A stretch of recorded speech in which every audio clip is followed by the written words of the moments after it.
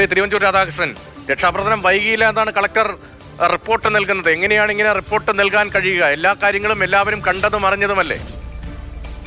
യഥാർത്ഥത്തിൽ ആളുകളെ കണ്ണടച്ചിരുത്താക്കാൻ ശ്രമിച്ചുകൊണ്ടേയിരിക്കുകയാണ്. ഇതുപോലൊരു നടപടി ആരെങ്കിലും ചെയ്യുമ്പോൾ 2-3 വീഴ്ച നമുക്ക് പെട്ടെന്ന് തന്നെ 1 മിനിറ്റ് കൊണ്ട് മനസ്സിലാക്കും. ഒന്ന്, അവിടെയുള്ള ഹോസ്പിറ്റൽ അഡ്വൈസറി കമ്മിറ്റി ഉണ്ട്. ആ കമ്മിറ്റിയുടെ ചെയർമാൻ ജില്ലാ കളക്ടറാണ്. കളക്ടർ ഇതിന്റെ അന്വേഷണത്തിന്റെ ചുമതല ഏൽപ്പിച്ചപ്പോൾ തന്നെ ഞങ്ങൾ എല്ലാം ഒപ്പോസ് ചെയ്തതാണ്. കാരണം ഇതിൽ നിന്ന് സത്യം പുറത്തു വരില്ല എന്ന്.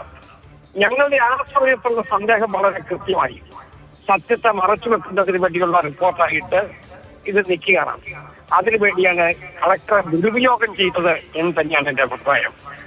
ജില്ലാ കളക്ടർ മുൻവിധിയോടുകൂടി തീരുമാനമെടുക്കുന്നതിന് വേണ്ടി മുൻകൂട്ടി തീരുമാനമെടുക്കുന്നതിന് വേണ്ടിയുള്ള നടപടി എടുക്കേണ്ടതായിരുന്നു.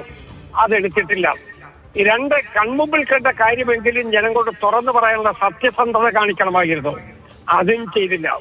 പുതിയ കളക്ടർ ഉത്തരവിട്ട് കളക്ടർ ഇപ്പോൾ ചാർജ് എടുക്കാൻ പോവുകയാണ്. അതിന് തൊട്ട് തലേ ദിവസം ഒരു റിപ്പോർട്ട് എഴുതി ഒപ്പിച്ചു കൊടുത്തതിന് ശേഷം ഈ കളക്ടർ പോകാൻ പോകുന്നല്ലോ എന്നോർക്കുമ്പോ സത്യം പറയാൻ എനിക്ക് അതീവ ദുഃഖമാണ്. ഒരു ജില്ലാ അഡ്മിനിസ്ട്രേഷന്റെ ഹെഡ് ഇതുപോലെ ഒരു കള്ളത്തരം എഴുതി രക്ഷപ്പെടാൻ ശ്രമിക്കുന്നത് ശരിയല്ല, നീതിയല്ല. ജനങ്ങള് മാധ്യമങ്ങൾ മുഴുവൻ ഇതെല്ലാം നേരിട്ട് കണ്ടതാണ്. അതിന്റെ ആ മണ്ണിനടിയിൽ ആരുമില്ല എന്ന് തളപ്പിച്ചു പറഞ്ഞിട്ടുള്ള ആളുകളെ കുറിച്ച് നമുക്ക് മടക്കാൻ പറ്റില്ല. അവസാനം മാധ്യമങ്ങളടക്കം എല്ലാവരും കൂടി ചേർന്നാണ് അതിന് അടിയിലുണ്ടായിരുന്ന ബിന്ദു എന്ന് പറയുന്ന സഹോദരിയെ പുറത്തെടുത്തത്. അപ്പോഴേക്ക് ജീവൻ വെടിഞ്ഞിരുന്നു. ഈ ജീവൻ നഷ്ടപ്പെട്ടതിന് ആരാ ഉത്തരവാദിത്തം? കളക്ടർ റിപ്പോർട്ടിൽ അതിനകത്ത് എന്തെങ്കിലും ഉണ്ടോ? എന്തെങ്കിലും ചില്ലറ കാശ് കൊടുത്തിട്ട് ഒതുക്കാം എന്ന് തീരുമാനിക്കുന്ന നാട്ടുപ്രമാണികളുടെ ഒരു ചിന്തയല്ലേ കളക്ടറുടെ ഭാഗത്തുനിന്നുണ്ടായത്?